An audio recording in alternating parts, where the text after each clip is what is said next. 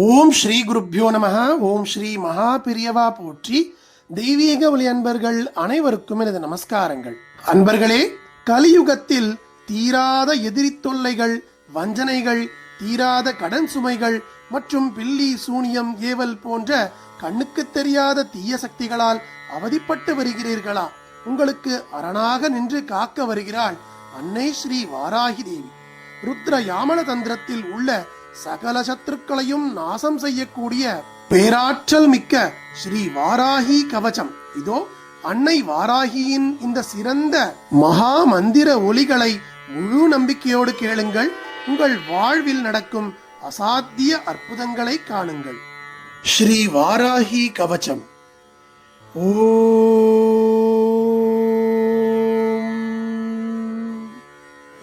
அஸ்ய ஸ்ரீ வாராஹி கவசஸ்ய திரிலோச்சன ரிஷிः அனுஷ்டுப் ಛந்தः ஸ்ரீ வாராஹி தேவதா. ஓம் பீஜம் க்ளௌம் சக்திः ஸ்வாஹேதி கீலகம் மம சர்வசத்ருநாசனார்த்தே ஜபே விநியோகः. த்யானம் ध्यात्वेन्द्रनीलवर्णाभां चन्द्रसूर्याग्निलोचनां विधि विष्णुहरेन्द्रादि मातृभैरवसेवितां ज्वलन्मणिगणप्रोक्त मकुटामाविलम्बिताम् अस्त्रशस्त्राणि सर्वाणि तत्तत्कार्योचितानि च एतैः समस्तैर्विविधं बिभ्रतीं मुसलं हलं पात्वा हिंस्रान् हि कवचं भुक्तिमुक्तिफलप्रदम्. पठेत् त्रिसन्ध्यं रक्षार्थं घोरशत्रुनिवृत्तिदं वार्तालीमे शिरः पातु घोराहि फालमुत्तमम्. नेत्रे वराह वदना पातु कर्णौ तथाञ्जनी घ्राणं मे रुन्धिनी पातु मुखं मे पातु जम्भिनी पातु मे मोहिनी जिह्वां स्तम्भिनी कण्ठमादरात् स्कन्धौ मे पञ्चमी पातु भुजौ महिषवाहना सिंहारूढ़ा करौ पातु कुचौ कृष्णमृगाञ्चिता नाभिं च शङ्खिनी पातु पृष्ठदेशे तु चक्रिणी खड्गं पातु च कट्यां मे मेढ्रं पातु च खेदिनी गुदं मे क्रोधिनी पातु जघनं स्तम्भिनी तथा चण्डोच्छण्डश्चोरुयुग्मं जानुनी शत्रुमर्दिनी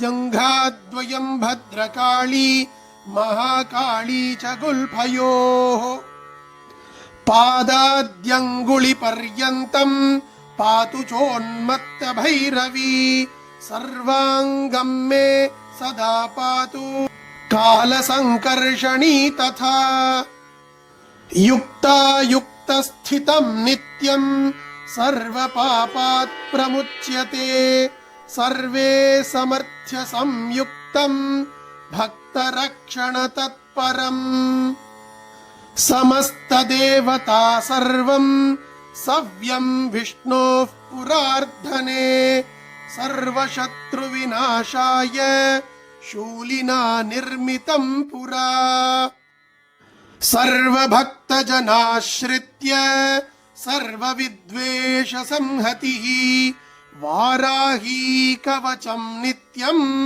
त्रिसन्ध्यं यः पठेन्नरः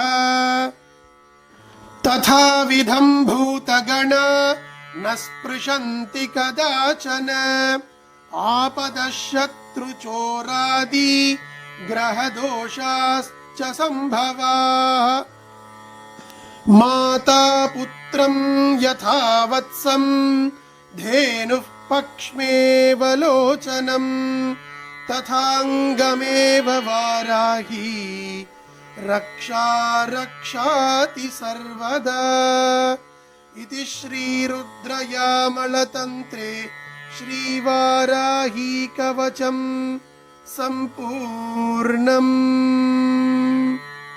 அன்பர்களே, நாம் இதுவரை கேட்ட சிறந்த இந்த வாராகி கவசத்தின் அர்த்தத்தை சுருக்கமாக பார்க்கலாம். தியான பகுதியில் இந்திரநீல ரத்னக்கல்லின் நிறத்தில் சூரியன், சந்திரன் மற்றும் நெருப்பை முக்கண்களாக கொண்டு கைகளில் முசலம் மற்றும் கலப்பை போன்ற ஆயுதங்களை தாங்கி நிற்கும் அன்னை வாராகியின் விஸ்வரூபத்தை நம் கண்முன்னே நிறுத்துகிறது. அதன் தொடர்ச்சியாக வரும் அங்கரக்ஷை பகுதியில் அன்னையின் மிகவும் சக்தி வாய்ந்த வடிவங்களான வார்த்தாலி, வராகவதனா, மோகினி, ஸ்தம்பினி, பஞ்சமி, பத்ரகாளி மற்றும் உன்மத்த பைரவி ஆகிய தேவதைகள் நம்முடைய சிரசு, நெற்றி, கண்கள், காதுகள், நாக்கு, கழுத்து, தோள்கள், கைகள், இதயம் மற்றும் பாதம் வரை உடலின் அனைத்து உறுப்புகளையும் எந்நேரமும் ஆயுதமேந்தி பாதுகாக்க நாம் அன்னையை வேண்டுகிறோம். ஸ்ரீ ருத்ரயாமல தந்திரத்தில் அருளப்பட்ட இந்த மகாவராகி கவசத்தை தினமும் 3 வேளைகளோ அல்லது ஒரு வேளையோ நெஞ்சுருக கேட்பவர்களை அன்னை வாராகி தேவி ஒரு தாய் தன் குழந்தையை காப்பது போலவும் கண் இமைகளை காப்பது போலவும் எந்நாளும் அரணாக நின்று காப்பாள். சகல ஆபத்துகளும் கிரக தோஷங்களும் உங்களை விட்டு ஓடிவிடும். அன்பர்களே, இந்த சக்தி வாய்ந்த வாராகி கவச ஸ்தோத்திரத்தை உங்கள் நண்பர்களோடும் உறவினர்களோடும் பகிருங்கள். அந்த தாயை நீங்கள் மனதார வேண்டிக் கொண்டு கமெண்டில் ஓம் ஸ்ரீ வாராகி தாயே போற்றி என்று பதிவிடுங்கள். சனிக்கிழமை தோறும் ஸ்ரீ மகா பெரியவாவுக்காக செய்யப்படும் பூஜையில் உங்களது உதவியை செய்ய மெம்பர்ஷிப்பை எடுத்துக்கொள்ள தவறாதீர்கள். தயவு செய்து நமது தெய்வீக ஒளி சேனலை சப்ஸ்கிரைப் செய்யுங்கள். மறக்காமல் பெல் ஐகானை அழுத்துங்கள். நன்றி. ஸ்ரீ குருப்யோ நமஹ. மகா பெரியவா திருவடிகளே சரணம். தெய்வீக ஒளி எங்கும் பரவட்டும்.